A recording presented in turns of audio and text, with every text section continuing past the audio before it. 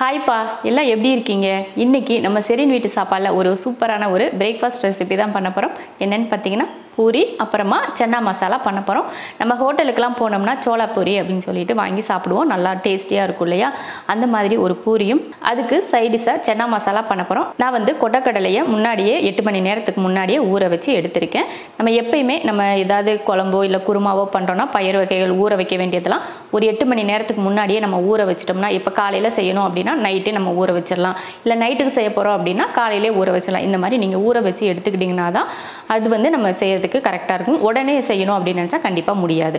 அதனால் நான் முன்னாடியே ஊற வச்சு எடுத்திருக்கேன். இப்போ கொண்டக்கடலை நான் ஊற வச்சு எடுத்திருக்கேன். முதல்ல நம்ம பண்ண போகிறது என்னென்னா, நம்ம பூரிக்கு மாவு பிசைஞ்சு எடுத்து வச்சுட்டு அதுக்கப்புறமா தான் நம்ம கடலையை வேக வச்சு சன்னா மசாலா பண்ண போகிறோம். இப்போ முதல்ல நம்ம மாவு தான் பிசைய போகிறோம்.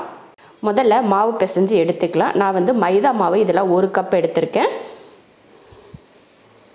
இது கூட ரவை சேர்த்துக்கலாம். வெள்ளை ரவை 1 2, இதில் 2 ஸ்பூன் அளவுக்கு வெள்ளை ரவை சேர்த்துருக்கேன்.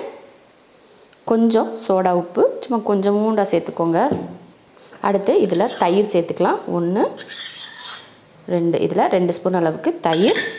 இப்போ தேவையான அளவுக்கு உப்பு சேர்த்ததுக்கப்புறம் இதை நல்லா பிசைஞ்சிடலாம். பிசைஞ்சதுக்கப்புறம் ஒரு 2 ஸ்பூன் அளவுக்கு எண்ணெய் விட்டுக்கலாம். ஒரு 2 ஸ்பூன் விட்டுக்கோங்க போதும். எண்ணெய் ஊற்றினதுக்கப்புறமும் நல்லா பிசைஞ்சு விட்ருவோம்.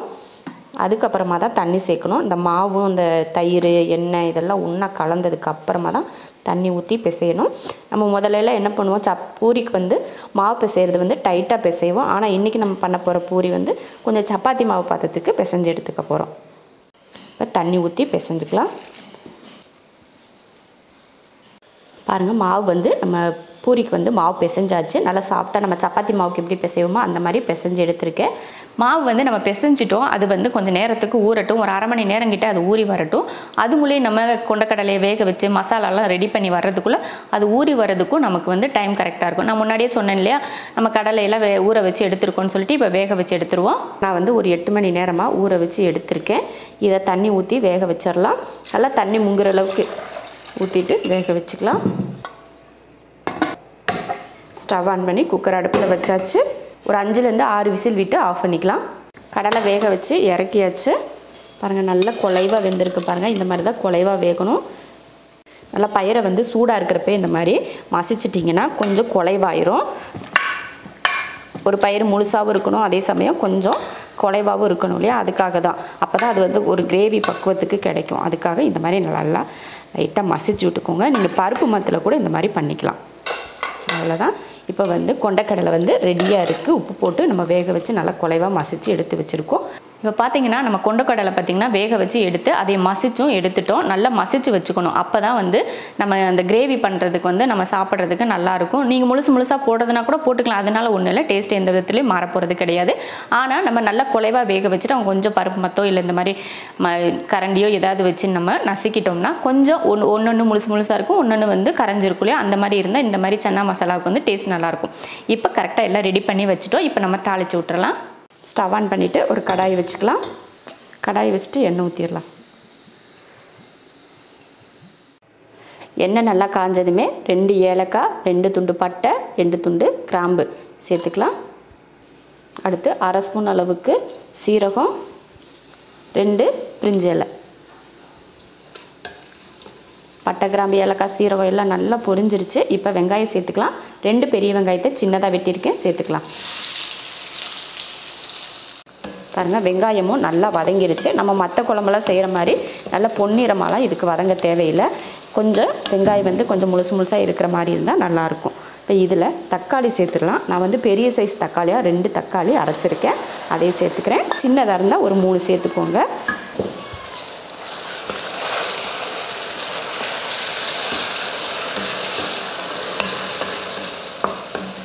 தக்காளி போட்டு இந்த மாதிரி வதக்குனதுக்கப்புறமா இதில் மசாலா சேர்த்துடலாம். மல்லித்தூள் சேர்த்துடலாம். 1 2 ஸ்பூன் மல்லித்தூள், மிளகாத்தூள் 1 ஸ்பூன் அளவுக்கு மிளகாத்தூள் சேர்த்துக்கோங்க. காரம் வந்து நம்ம விருப்பத்தை பொறுத்து சேர்த்துக்கணும்.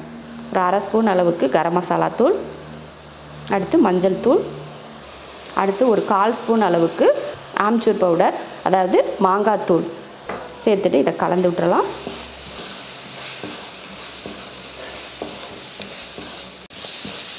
கலந்து விட்டாச்சு. இதில் ஒரு 1/4 ஸ்பூன் அளவுக்கு இஞ்சி பூண்டு பேஸ்ட்டு சேர்த்துக்கலாம். சேர்த்துட்டு அதையும் கலந்துருவோம். நல்லா பச்சை வாடை போகிற வரைக்கும் மசாலா அந்த இஞ்சி பூண்டு பேஸ்ட் எல்லாம் போட்டிருக்கோம் இல்லையா, அந்த பச்சை வாடை போகிற வரைக்கும் நல்லா வதக்கி விட்டுறலாம். அவ்வளோதான். பார்த்திங்கன்னா நல்லா வதக்கி லைட்டாக எண்ணெய் பிரிஞ்சு வர ஆரம்பிச்சிருச்சு. இந்த டைமில் நம்ம வேக வச்சுருக்கோம் இல்லையா அந்த கொண்டக்கடலை, அதையே இதில் சேர்த்துருவோம். தண்ணியோடையே சேர்த்துடலாம். அவ்வளோதான். நம்ம இதில் ஏற்கனவே உப்பு போட்டு தான் வேக வச்சுருக்கோம் இல்லையா, அதனால் எக்ஸ்ட்ரா உப்பு போட தேவையில்லை. அதே சமயம் நம்ம இப்போ வேக வைக்கிறப்ப தண்ணி கரெக்டாக தான் ஊற்றி வேக வச்சுருக்கோம். எக்ஸ்ட்ரா நம்ம இதில் தண்ணியெல்லாம் சேர்க்க தேவையில்லை. ஏன்னா இது வந்து கொஞ்சம் கிரேவி பக்குவத்தில் தான் இருக்கணும். அதுக்காக நான் வந்து தண்ணி ஊற்றலை. நம்ம கொண்டக்கடலை வேக வச்ச அந்த தண்ணி இதில் அப்படியே இருக்குது. நம்ம பயிர் வேக வச்ச உப்பு போட்டிருந்தோம் இல்லையா, அந்த உப்பு வந்து பத்தலை, அதனால் கொஞ்சம் உப்பு சேர்த்துக்கிறேன். நல்லா கொதித்து ஒரு 7 நிமிஷத்துக்கு நல்லா வெந்து வரட்டும். அதுக்கப்புறமா நம்ம பார்த்துக்கலாம்.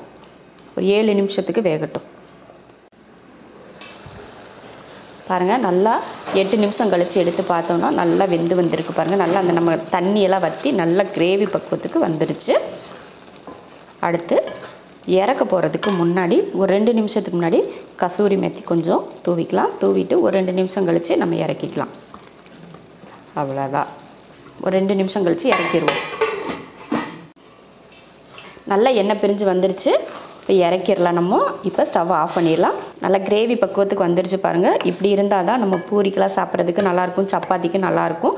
இப்போ இறக்கி வச்சுட்டு நம்ம பூரி ரெடி பண்ணிக்கலாம்.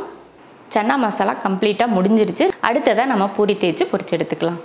பூரி செய்கிறதுக்கு முன்னாடி ஸ்டவ் ஆன் பண்ணி கடாய் வச்சுட்டு எண்ணெயை சூடு பண்ணிக்கலாம். எண்ணெய் வந்து சூடாகிட்டு இருக்கட்டும்.